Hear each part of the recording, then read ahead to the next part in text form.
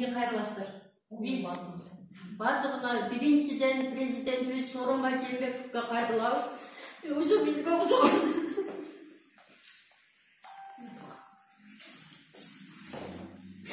Сизде абайдыга калды бүгүн. Мен Сооронбай Жээнбековдун алдым мен. Bundan tuğançılık maselelerde biraz ne olur? Biraz derin ortamızda. Bizim ortamızda da şu böyle 5 yıldan beri parmadan yerimiz kalmadı. 5 yıl lazım sonlara